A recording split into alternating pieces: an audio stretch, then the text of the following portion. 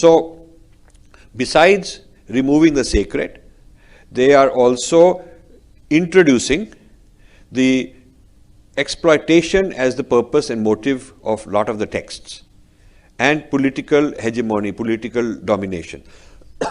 They remove one thing which is sacred, and in its place they add two things, social oppression and political dominance.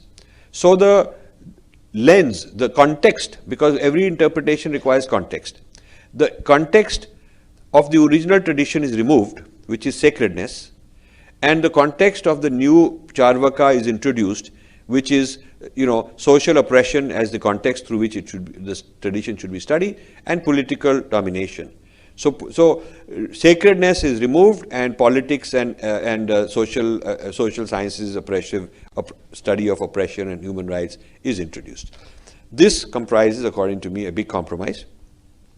Such people should not be given the representation of Sringeri Mutt, which is what Sringeri almost did, and I hope we can win the battle. We still don't know.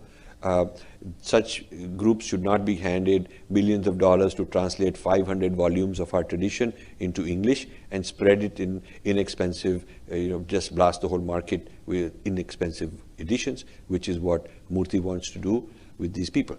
So I have no right to, no adhikar to stop other people from spending their money. I have no right, they have every adhikar, all these parties I'm naming have every right to do what they're doing, but my right is also to speak and express my opinion.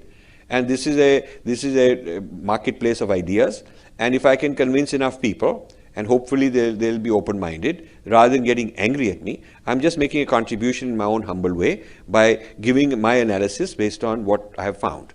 And they can, after I've done all this, they can dismiss it and continue doing what they are doing, or they can compromise, or they can reject what they were previously thinking of doing. They could say, let's rethink what we are doing, and so on.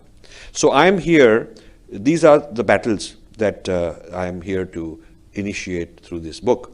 Individual, because you may come from poor parents and make it rich, you may come from rich parents and be poor, doesn't matter. It's your personal situation that you count, and then we'll get rid of the caste system if we were to do that. Secondly, the Akhand Bharat, I'm against that Akhand Bharat idea.